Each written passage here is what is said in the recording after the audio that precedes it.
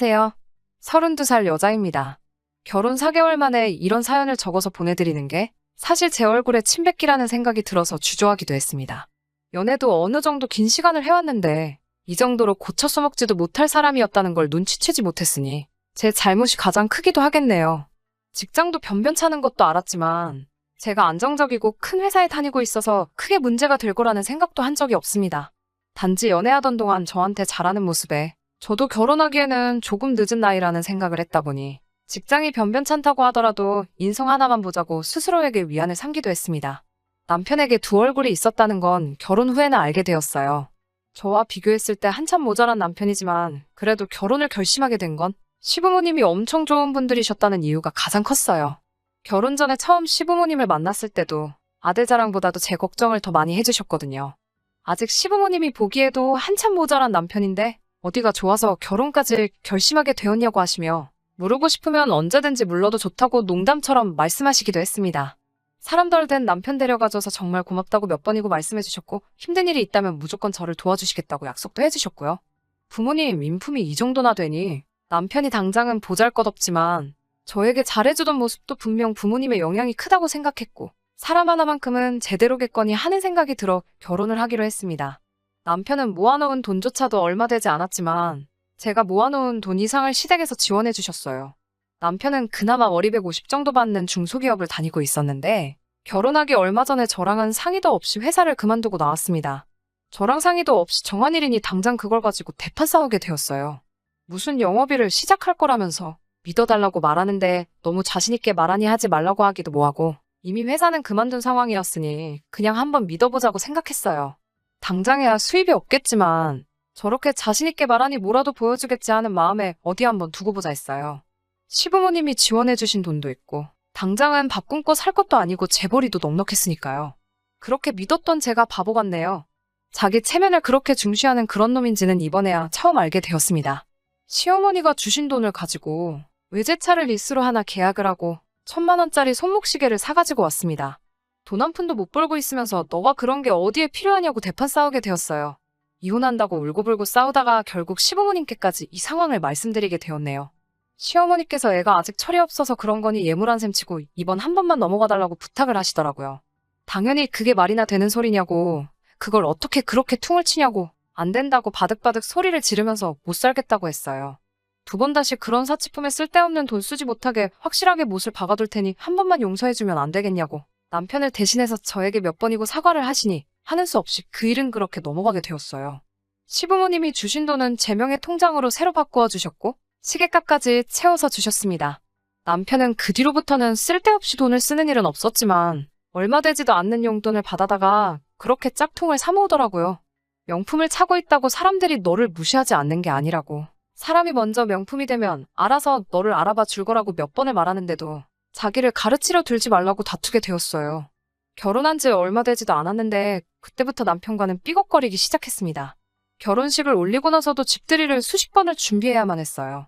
친정부모님 집들이 때는 조촐하게 배달 음식 사다가 끝냈어요. 간단하게 준비하면 끝이라고 생각했던 집들이는 큰 문제거리가 되고 말았습니다. 그 뒤로 이어질 남편 손님들의 집들이 때문이었습니다. 남편은 뭐 그렇게 아는 사람이 많은지 고등학교 동창 따로, 대학교 동기 따로, 전 직장에서 알던 사람들 따로 자기 지인들을 그룹별로 나눠서 수많은 집들이를 준비시키더라고요. 이제 와서 생각해보면 남편은 그냥 자기가 얼마나 잘 살고 있는지 보여주기 위해 별쓸모도 친분도 없는 사람들 불러다가 집들이를 하려고 했던 것 같네요. 저희 친정부모님 때 했던 것처럼 배달 음식으로 집들이 준비를 하려고 했는데 남편은 자기 손님들이 올 때는 굳이 직접 한 음식으로 준비해달라고 부탁을 하더라고요.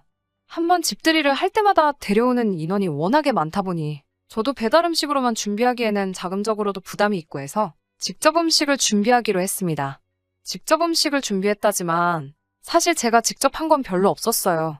그냥 마트나 근처 밀키트를 판매하는 곳에서 파는 것들을 사와서 제가 조리만 해서 직접 내오는 식으로 준비를 했습니다.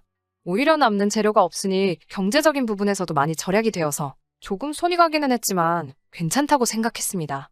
남편은 제가 음식 준비를 하는 모습을 봐서 그런지 그것들이 전부 직접 한 음식이라고 굳게 믿는 눈치였고요. 음식 솜씨가 좋다는 칭찬을 들을 때마다 남편은 마치 자기가 칭찬을 받는 것처럼 으스케했어요.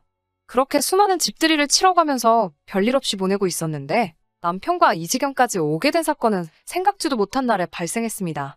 바로 시댁 식구들 집들이 날이었어요. 이번 집들이는 시댁 식구들이니만큼 남편도 남의 시선 같은 거 신경을 안 써도 될 듯 싶어서 친정 식구들 집들이 날 했던 것처럼 시부모님이 오실 때에는 간단하게 배달 음식으로 차려내자고 제안을 했어요. 남편은 딱 잘라서 안 된다고 반대를 하더라고요. 우리 부모님 오실 때는 배달 음식을 했는데 왜 시부모님 집들이상을 직접 요리를 해야 하는 거냐고 물으니 남편이 이유라고 뱉은 말들은 정말 어이가 없었습니다. 배달 음식은 정성이 너무 없다고 하네요. 친정 부모님 오셨을 때 배달 음식으로 준비한 건 제가 집안 살림하고 음식하는 모습을 보여드리는 것보다 음식을 사서 대접하는 게 저도 편해 보이고 자기도 가부장적인 모습을 보이지 않으니 자기 체면이 살아서 그렇게 한 거라고 설명을 하더라고요. 시부모님 집들이의 경우에는 내가 직접 음식을 해야 우리 부모님도 아들이 아무리 수입이 없다고 하더라도 저한테 대접받으면서 사는 모습을 보지 않겠냐고, 그래야 마음이 놓이지 않겠냐고 하면서 그런 말도 안 되는 이유를 들어가며 제가 직접 음식을 준비해야 하는 이유를 구구절절히 설명하더라고요. 고집은 또 얼마나 센지 마음을 꺾을 기세가 보이지 않아서 이걸로 하루 종일 투닥거리를 하고 있느니 제가 항복하기로 했어요. 음식은 제가 알아서 준비하기로 했고 시부모님이라고 제가 싫어하거나 저를 싫어하시거나 하는 분들이 아니었기 때문에 저도 이왕 직접 하기로 한 거 솜씨발이 한번 해보면 어떨까 하는 생각이 들어서 이것저것 혼자 나가서 장도 봐서 왔습니다. 토요일 아침이 되어서 음식 준비를 시작하는데 남편은 어디 나갈 준비를 하더라고요. 부모님 오실 건데 어딜 나가냐고, 나 음식 준비하는 거 도와주면 참 좋겠다고 말했어요. 급하고 바쁜 일이 있다고 설명을 하길래 영업이라는 거랑 무슨 관련이 있는 건 줄 알고 그럼 너무 늦지 않게 다녀오라고 했지요. 음식 준비를 하다가 제 핸드폰에 문자가 와서 봤는데 남편이 PC방에서 카드를 긁었더라고요. 급한 볼 일이 있다는 게 토요일 아침부터 친구 만나서 PC방을 가는 거라니 어이가 없었습니다. 그래도 부모님 집들이 오신다고 일찍 기어 들어오긴 하더라고요.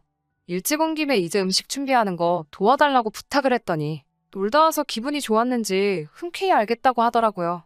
그래놓고는 도와주는 척 많은 척 혼자 콧노래를 부르면서 왔다 갔다 하는데 솔직히 도움이 되기는커녕 거슬리기만 했어요.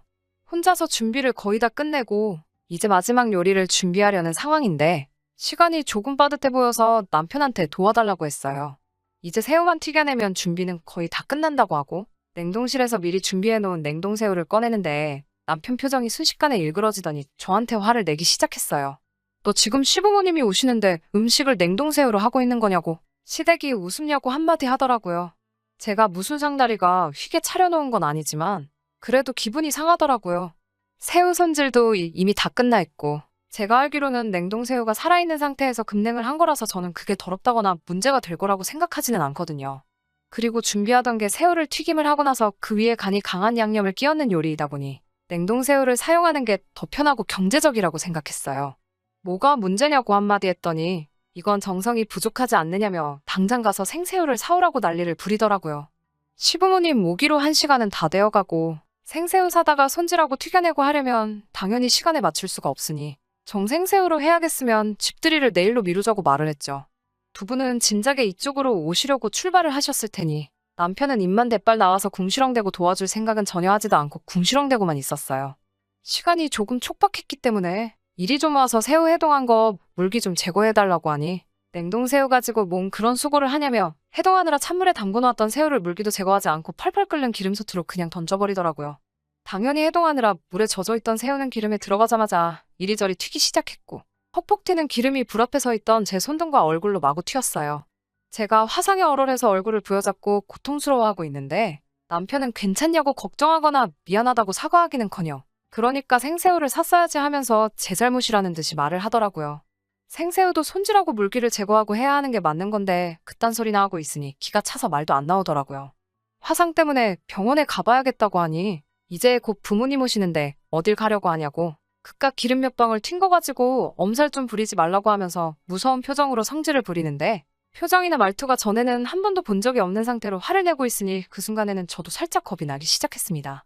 그래서 찬물로 닦아내고 얼음 주머니로 대충 냉찜질을 하면서 화상 입은 곳을 간단하게 응급처치만 하고 다시 음식을 해야 했습니다. 화상 입은 부위가 얼얼해서 아프긴 했지만 남편이 워낙 무섭게 노려보고 있었기 때문에 달리 방법이 없었어요.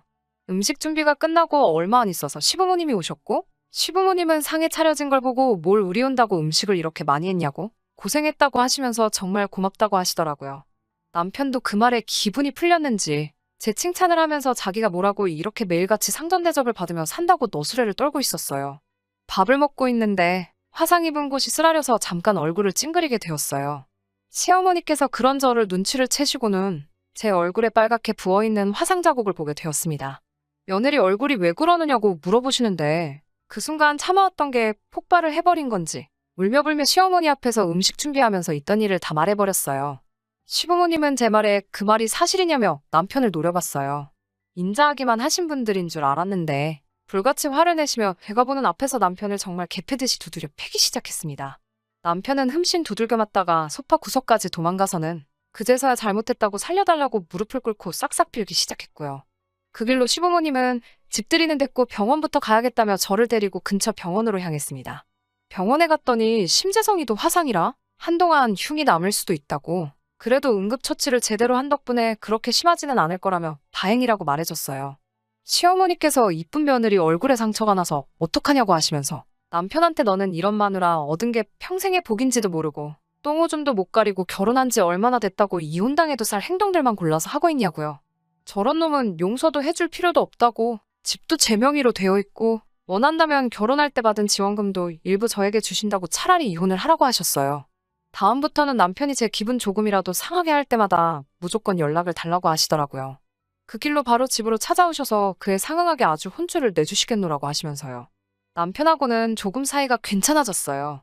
시부모님한테 그동안 서운했던 거 전부 다 털어놓은 덕분에 영업한다고 까불면서 시작한 일도 접었고 최근에는 새 취직 자리를 알아보고 있어요. 집에 있으면서도 집안일도 다 해놓고 제 눈치 보기 바쁩니다. 저한테 연애할 때보다 훨씬 더 잘하기도 하고요. 외제차도 반납을 하기로 했고 명품이며 짝퉁 사모은 것까지도 전부 중고로 판매를 했습니다. 다행히 명품 시계가 프리미엄이 조금 붙었다고 거의 제 값을 주고 팔을 수 있었습니다.